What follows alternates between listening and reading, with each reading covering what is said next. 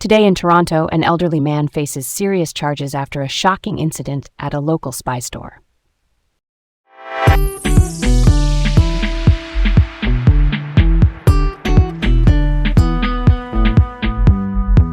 I'm Leah, keeping it real and keeping you informed from right here in the city.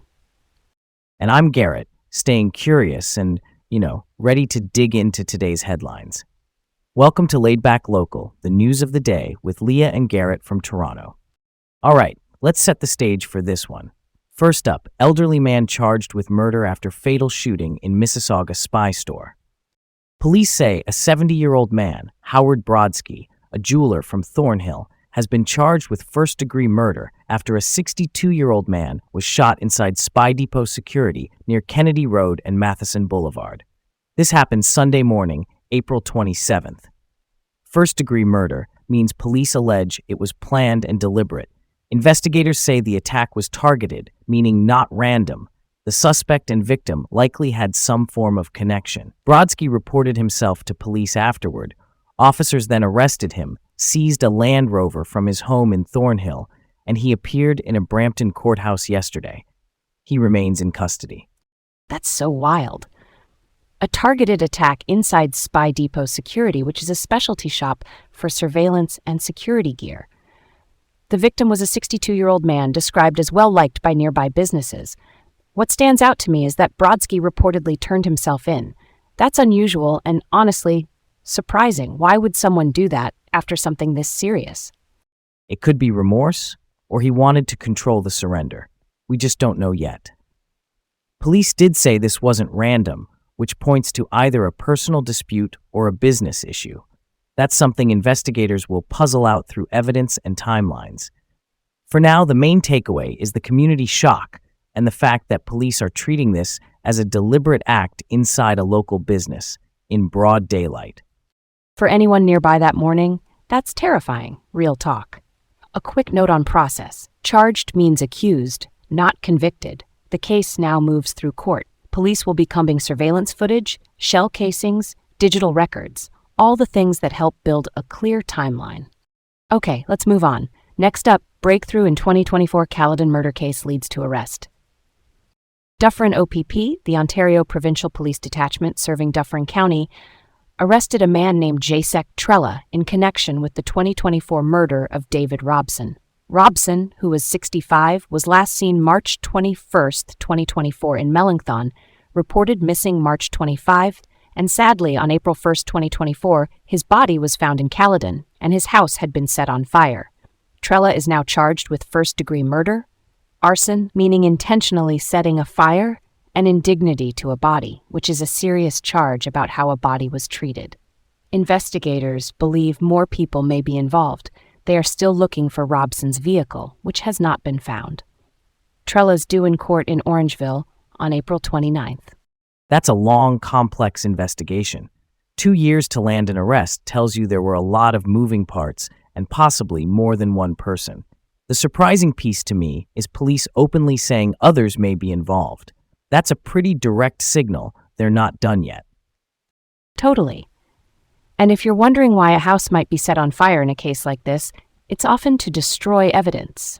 That's not confirmed here. But it's a common investigative theory in arson linked to violent crime. We'll watch for updates from the OPP on additional arrests or the missing vehicle. All right, let's roll on. Next up, potential arson investigated after fire at Toronto's Polson Pier nightclub. Toronto police are probing a 2-alarm fire around 5 a.m. near Polson and Cherry, outside Cabana Pool Bar, which is that big waterfront venue on Polson Pier.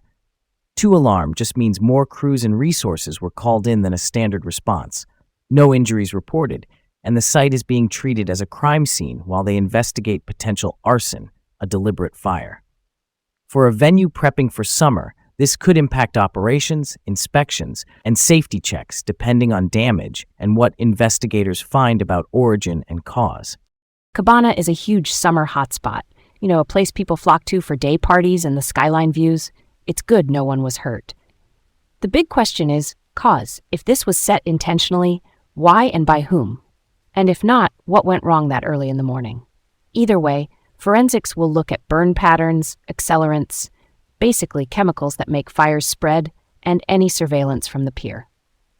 Switching gears a bit, next up, suspicious tow truck fire in Brampton sparks investigation. Around 3:05 a.m. near Ascot Avenue and Addington Crescent in Brampton, a tow truck caught fire. Police are calling it suspicious, and they're looking at possible links to other incidents in the region. Suspicious here means the circumstances don't line up with an obvious accident. Maybe the timing, location, or how the fire behaved. Investigators will track things like ignition points, vehicle history, and any cameras on that residential block. With the Cabana investigation, and now this, you can see why police will check for patterns, even if they end up unrelated. Early morning timing, vehicles, outdoor areas, those details matter. Why target a tow truck? That's the part I keep wondering about. Same question. Could be anything from insurance fraud to disputes or something totally different. We just don't have that yet. The key is a thorough probe before anyone jumps to conclusions. If you live nearby, that's one where doorbell camera footage can make or break a case. Let's shift over to the last one. FIFA's paramedic request strains Toronto's emergency services ahead of World Cup. FIFA, which is soccer's global governing body, requires paramedics on site to treat players during World Cup matches. Toronto's paramedic chief, Bikram Chawla, told the city's FIFA subcommittee that this will stretch local resources during the tournament window, June 12th to July 2nd. The city plans to collaborate with Peel, York, and Durham paramedic services to cover the gap. That regional integration is pegged at about $800,000. The city expects roughly 230,000 additional daily visitors. There's a $5 million shortfall in the World Cup budget, partly tied to the fan festival now being free instead of ticketed. And here's the kicker.